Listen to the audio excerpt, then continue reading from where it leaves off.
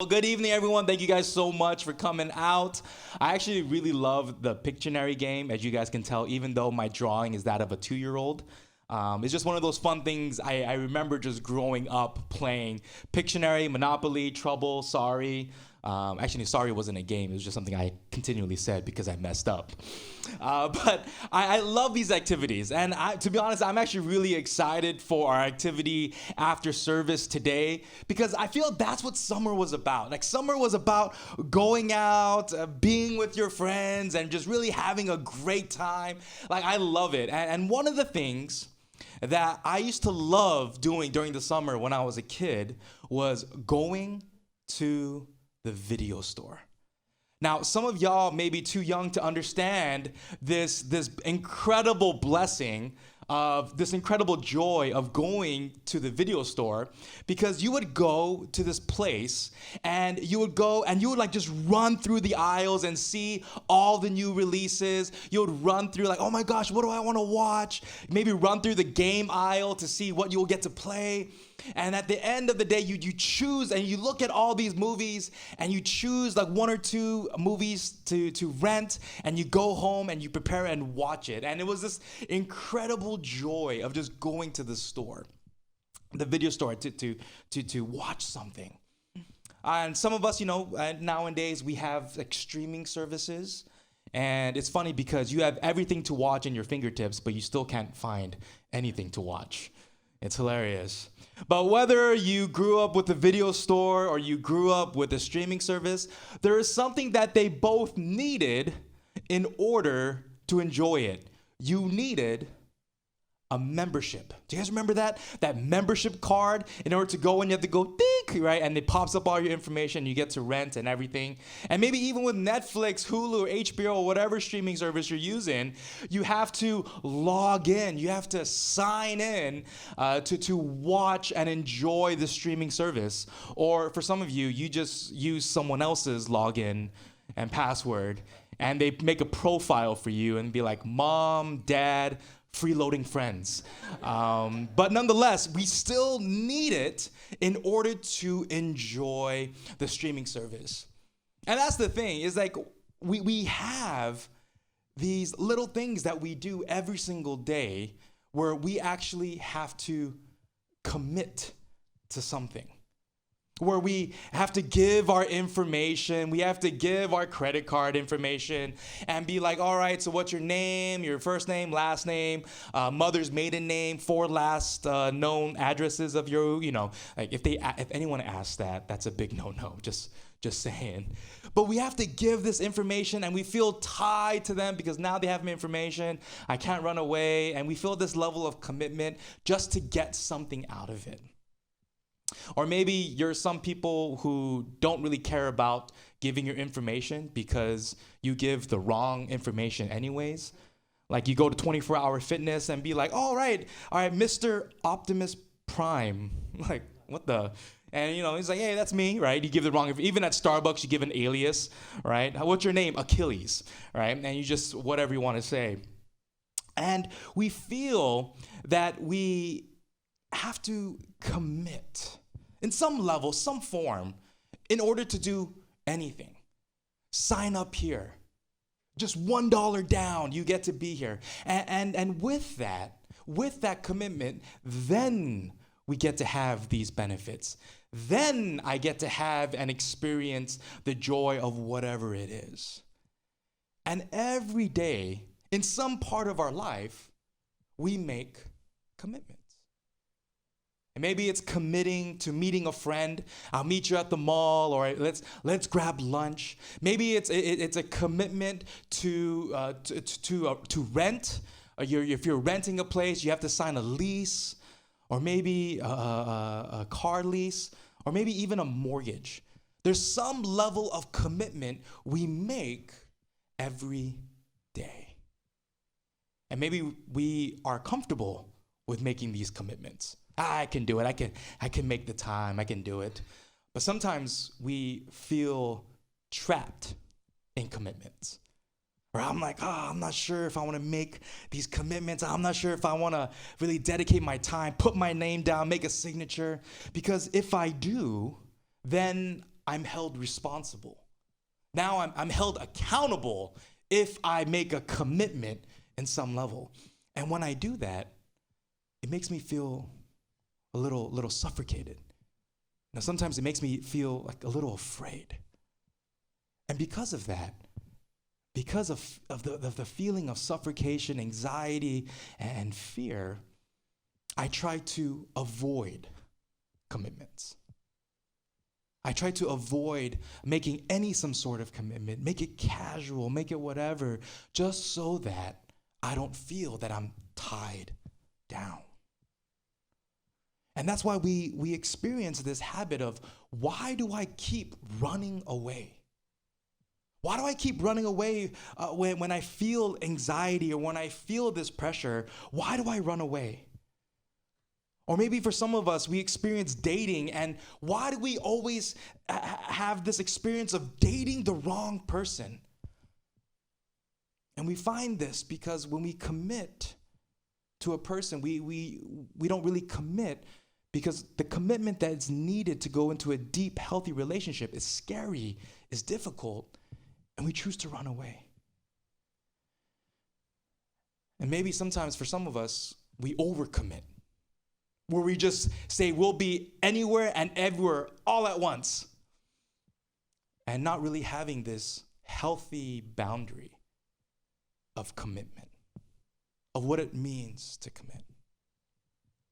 And so today, I want to ask this question for us as we go into our sermon series of healthy relationships. I want to ask this question is, what does it mean to be committed? What does it mean? Because commitment, there's some level of commitment we make in our everyday relationships. And we're going to look in the story in the book of Matthew, and we look in the book of Matthew, and it says this. It says this in Matthew 18. Oh, did it not work? Oh, in Matthew 18, verse 12. And we're going to tell of a story that Jesus is saying. And Jesus says this in verse 12. He says, "What do you think? If a man owns 100 sheep and one of them wanders away, will he not leave the 99 on the hills and go to look for the one that wandered off? And if he finds it, truly I tell you, he is happier about the one sheep that was than about the 99 that did not wander off. In the same way, your Father in heaven is not willing that any of these little ones should be punished or perish." And as we tell this story, is we see that Jesus in the Bible, we see a lot of imagery with sheep and shepherd. And you're probably wondering why. Like, did Jesus not know any other profession? Were there like no other jobs out there? Why does he keep using sheep and shepherd? And there's a reason why that Jesus would use this, or in the Bible, sheep and shepherds were so commonly used, was because shepherds were amazing managers of these living beings, these living beings of sheep. It was very, very common of when someone looks at it being taken care of, everything, a shepherd would be one of those image. Because for a shepherd, his or her opportunity or job was to make sure that the sheep that he is taking care of are not only fed, they're taken care of not only physically, water, food, enough grass, but also the shepherd would have to shear the wool, because the sheep at that, sheep you can't, they don't shed, so they have to cut the wool off, and they were amazing people who would take care of living beings. And it's funny because we would often hear these, experiences where shepherds would do to sheep. Like, one of the things I would hear of what shepherds would do is when a sheep would run away, I heard that a shepherd would get the sheep and break its leg so that the sheep would not run away and listen to the shepherd's voice and everything. And when I heard that, I was like, oh my goodness, is this what God is doing? He's breaking our legs so I don't run away? Like, no, that's actually not the picture. Actually, if you heard of that, if you have not heard of it, great. But if you have heard of that experience or example, it really doesn't make sense. Because sheep, they're not like a little puppy where you see people walking around in Santa Monica. Sheep, they're kind of heavy. And if you would break a sheep's leg and you have to carry the sheep everywhere around you, it really is an inconvenience for the shepherd in case there is danger, mountain lion, wolves, whatever. Like, it makes no sense for a shepherd to break the leg of a lamb if a sheep would run away. So why do we feel that's exactly what God would do for us? Sometimes we get to this experience of thinking that if I run away from God, God's going to break my leg and he's going to punish me and all these different things. And we look at this and it's like, what does a shepherd do? You see, a shepherd would have also a rod, this little rod. And if you grew up in my household, the rod will be seen as a very different object. My mom's favorite tool of the rod was the spatula. Yeah, I don't know why she chose the spatula, but she chose the spatula. And anytime my sister and I would get into a fight, my sister and I even knew what drawer this special spatula was in. And she would pull out the spatula, and my sister and I would be like, we're sorry. And that spatula would strike fear into our eyes. And now, even when Susan is cooking in the kitchen, I get a little fidgety, right? She's like, I'm sorry. I just want pancakes. I'm sorry. Okay. Whew. Yeah. No, I'm just kidding. But the rod as well is not an imagery of striking and beating the sheep. No, because if that was ingrained into the sheep's mind that, oh no, the shepherd is going to beat me with this stick, then it would have this unhealthy relationship of care and look, because the staff, the rod, was meant to guide and lead or bring the sheep in case of danger or bringing them together. And this imagery of this sheep and shepherd was so precious that it was commonly used in faith. But we see that sheep as well is that sheep, Jesus used this analogy of sheep because we see that if 99 were together and one would run away, what would we do? Because we would think about, like, why would this one sheep run away? Why would this one sheep, sheep, they are herd animals. It's funny because if you have an entire open field, sheep will just follow, the butt of another sheep. They just follow no matter what. It's really funny. Even though there's no fence and there's a door and you just bring one sheep through that door, even though there's no fence, all the sheep will go through the door and just follow along because they're a herd animal. And Jesus mentions that there are 99, but then one sheep goes away. You see, commonly, sheep, they would stick together. But what I've read, I'm not sure if it's true because I don't own sheep. I've never took care of sheep. I have a dog. I have two actually, but a sheep, from what I read, was that they would move away from the herd. Of course, they can get lost. It's common that can happen. But one of the reasons why they would stay away from the crowd is because they're hurt. When a sheep is hurt, when the sheep feels like they're not, what's that called? Being in full health, they would stay away from the herd and they'll go around. And I'm not sure how true that is, but it makes so much sense. Because don't we, at times, when we feel a certain way, sad, angry, all these different things, we want to be left alone. We want to be put off to the side. We don't want anyone to talk to me. I don't want anyone to reach out to me. I just want to be alone. And how common is that? That we, even within ourselves, experience wanting to be alone when we're in deep hurt and pain. But you see, Jesus shares that this shepherd did not say, hey, the one is gone. It's okay, 99, we're gonna be good now. No, but this shepherd goes and he leaves the 99 on the hill to go find the sheep who was lost. Because for the shepherd, he's not just committed to the lambs right now. The shepherd right here is not just committed to the lambs that only listen to him, but he's committed to all the lambs. Because there's different types of commitments that we make. Like some of us, we make a kind of commitment, like a casual commitment. Yeah, I grew up on an island, so one of the things that we would do is we always have barbecues. We love barbecues. As you can tell by my stomach, I have a very good resume of food that I like to eat. And one of the things that I would get so annoyed by is when they would say, hey, let's have a barbecue. And I'm like, great, what time? Like, oh, yeah, lunchtime. I'm like, okay, what time? Like, oh, yeah, we'll barbecue maybe around like 2, 3 p.m. I'm like, great, perfect, now we have a time. And I would go to my friend's house around 2 to 3 p.m. And I go and there's like, what's happening? Like nothing's set up, there's no grill, nothing's on the table. I'm like, hey, I thought we're having a barbecue at 2 to 3. And he's like, oh yeah, we are. And for a lot of times for island time, what that means is that, oh yeah, we don't start at 2 to 3. We start getting ready for the barbecue at around 2 to 3, and we start eating maybe around 4 or 5. And I'm like, what? Oh my gosh, how are you so casual about this? My goodness, I block my time so that I can help you with the barbecue, man.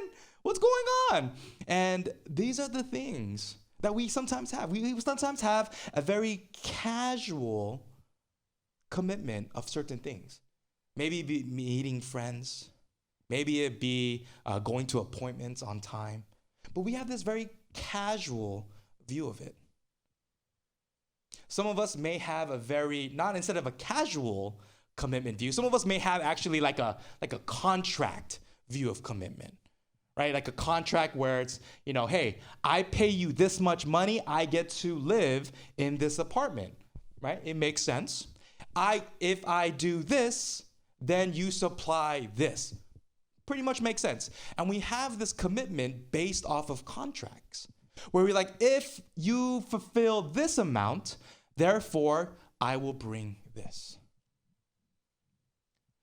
But a lot of times when we are faced with this type of commitment, like contract type of commitment, one of the big things that we do is when one side breaks the contract, then everything breaks. Everything breaks. You didn't fulfill what you were supposed to do, then you know what? We're done. This deal, this commitment is over. A lot of times we've made commitments just based off of contracts. A deal that if I fulfill this, then I'll get to do it. But we see that this type of commitment that Jesus is talking about, what Jesus is actually showing through this passage, it's so much deeper than just being a casual of, hey, I love you. Or, I'll love you only if you follow my commands. And Jesus shows this deep level of commitment to his sheep. Because he says, I'll leave the 99. And for some of us, that doesn't make sense. Why in the world, Jesus, why would you leave the 99? Do you know how much you're risking if you leave the 99? Jesus, why won't you just be happy that 99 are safe? Why won't you just be satisfied with what we have here? Why do you have to go look for the one? Why do you have to worry about him? Don't worry. Just be with us. But Jesus' commitment is so clear that it's not about what is better or best for at the moment, but its commitment is true to each and every single person. Because it's like any zombie movie. If you guys like zombie movies, I love zombie movies. I don't know why. I probably won't survive in a zombie apocalypse, but I watch a lot of movies, so hopefully maybe it happens, right?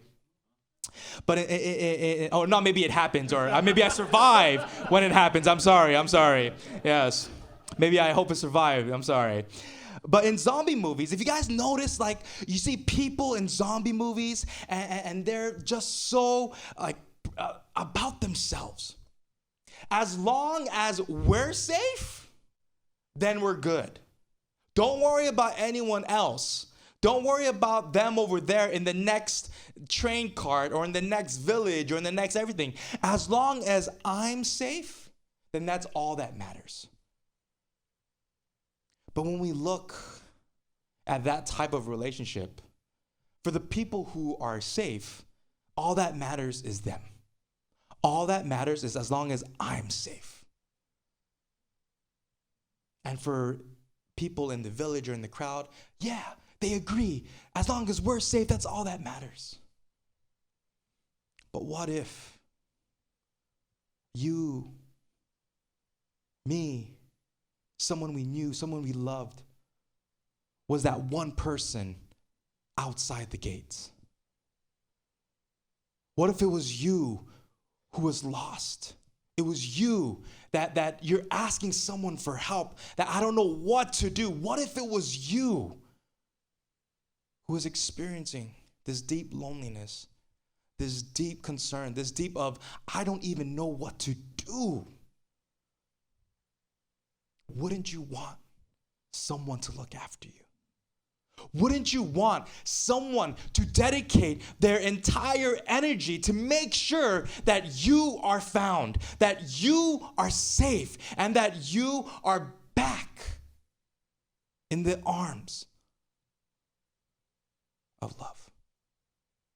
Because that's exactly what Jesus is saying. He is telling the people that yes, people may be safe. People may be all good in this little 99 group, but the one matters. The one person matters because that one person is not a number.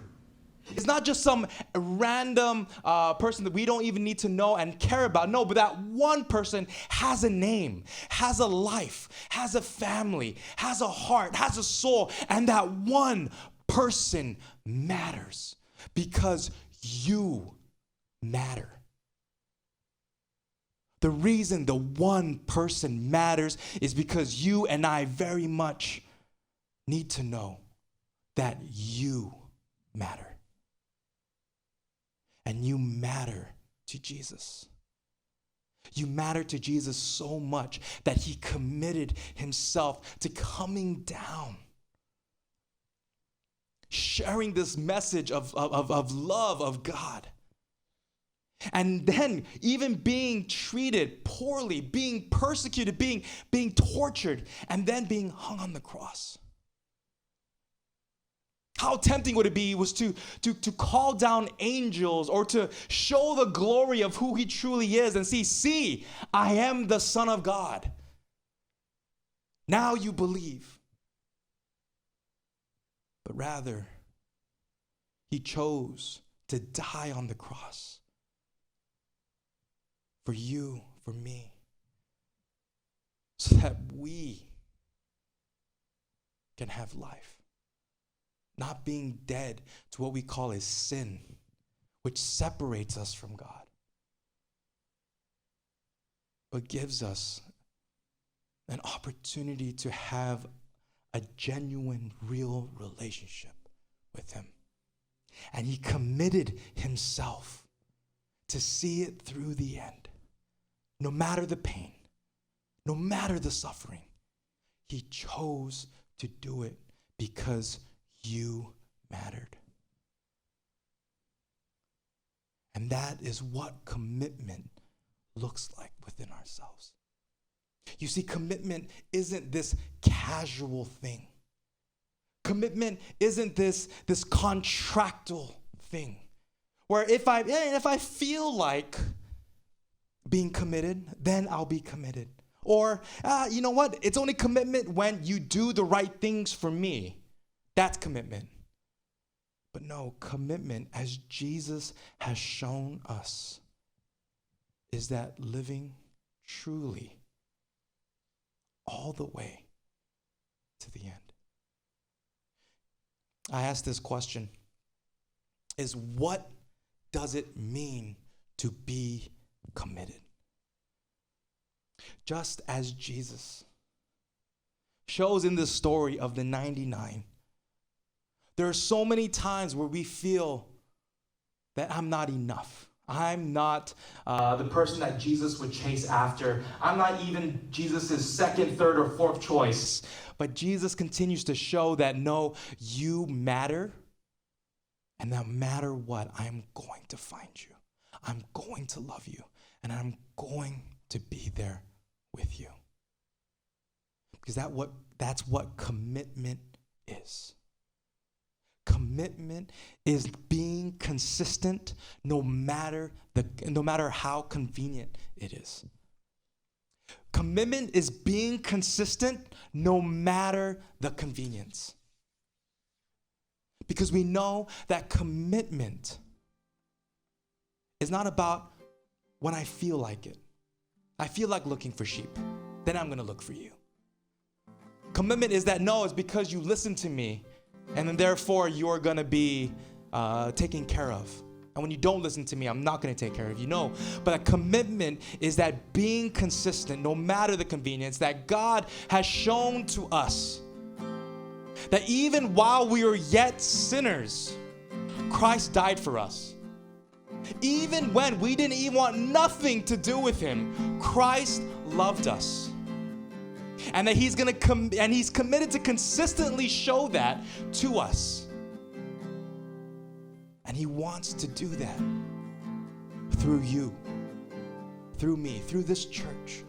He wants us to show what commitment can look like when we commit ourselves to him. You know, some of us may have had this level of commitment even towards God. God, you're just on the side. It's okay. When it fits my schedule, then I will go. And maybe this is the time that God is asking, and maybe even time or two of renewing, of asking, what does it mean to be committed in him? Maybe it's something even within our relationships with one another. How we view our friends, how we view our relationships. How committed do we choose to be? That it's not about what if, like if this happens, then I'm not gonna do it. But even if the hard times come, I am with you. No matter how convenient it is, I am with you. Because that is exactly what Jesus has shown me. And church, this is what God is continually showing us today. Showing us that we are to commit the way that he has committed to us. That we are called to love just as he has loved us. And we get to do that together. Because we know that in healthy relationships, there needs to be commitment. And that commitment shows that no matter the convenience, we're going to show up. Would you join me in prayer?